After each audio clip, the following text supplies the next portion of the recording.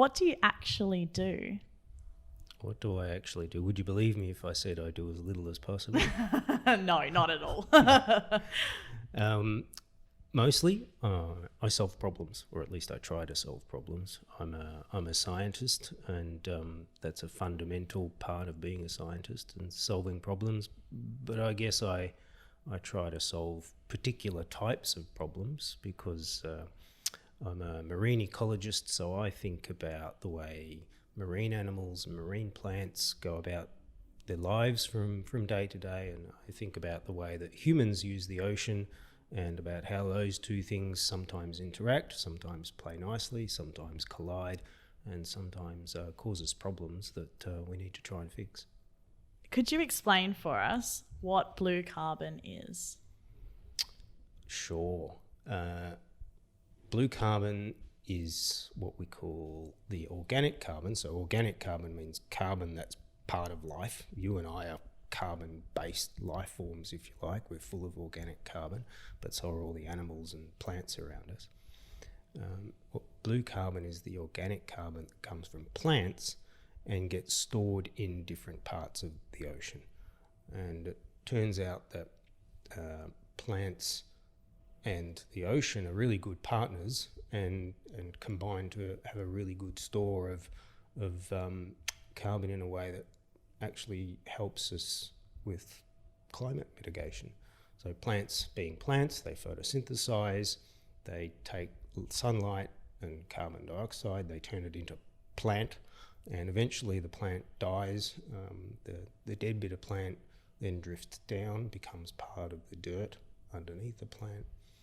And normally, if that happened on land, you'd have lots of things chomping up the carbon, lots of bacteria, lots of decomposers. But bacteria decomposers, usually they need oxygen. Oxygen doesn't travel so well through water. So if it happens in water, the decomposers often can't keep up with the amount of carbon that's getting thrown at them. And so it just builds up. So blue carbon comes from the plants that live in the ocean and turns out to be a really good way of taking carbon dioxide out of the air and fighting climate change. And can you talk us through a little bit about the actual process? Is it just a matter of, if you want to get rid of some of the carbon and get it into some seagrass, is it just planting a whole bunch of seagrass? How does it actually work?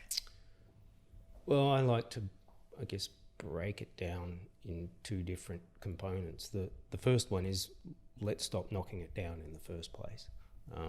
Because if we cut down a mangrove forest or if we dig up a seagrass bed, we take all that carbon that they've been burying for centuries and we release it back into the atmosphere. So on top of burning the fossil fuels, we're adding a little bit of the old carbon that the plants have stored. So perhaps let's not do that. The second bit is exactly what you say.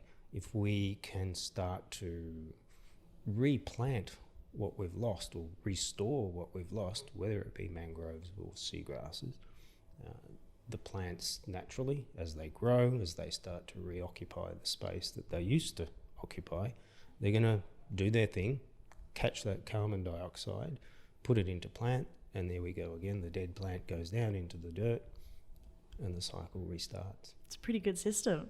It is a pretty good system. Do sea cows eat seagrass? Yes. That's amazing. Yes, I'm so happy about that. If a sea cow is a dugong, yeah, and a dugong eats seagrass. Oh, that's great. Oh, that's wonderful news. And can humans eat seagrass? I've tried.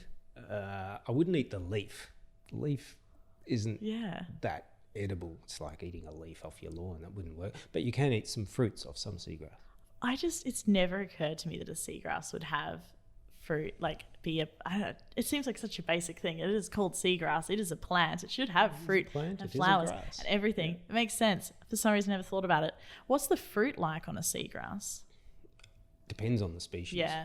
As you can imagine, like plants, the difference between fruits on all the different sorts of plants. Some are sort of roughly the size of, say, the tip of your thumb. Yeah, okay. Some are a bit smaller. Yeah. Do you remember what it tasted like? Green. Yeah, okay. Like an unripe fruit. Yeah. Yeah. Green and salty. A lot of our listeners are kind of early career scientists or people who are interested in science. Let's say they've just made a pretty bad mistake. What kind of advice could you give them in terms of persisting through in that kind of search for knowledge and problem solving?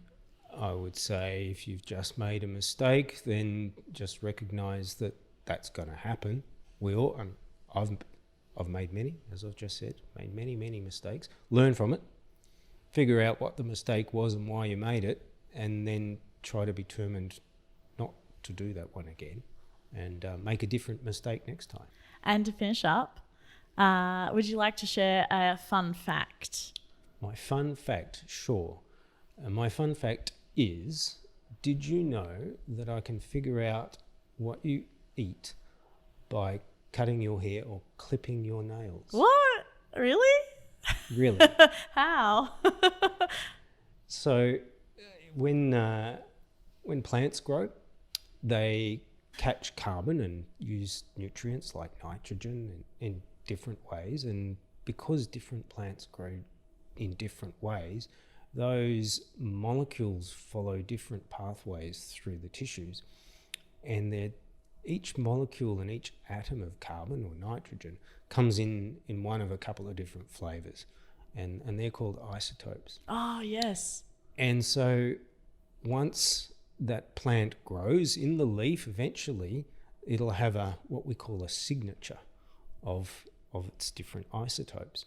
An animal comes along and eats that particular plant's, the carbon and the nitrogen and all the other nutrients will go into the tissue of that animal, and it will have the signature of what it ate.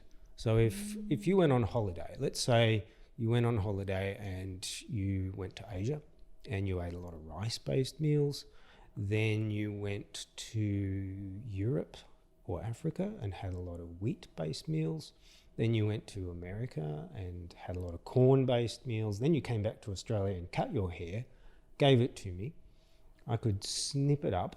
If you didn't tell me where you went, I could figure it out. Oh, that's so cool.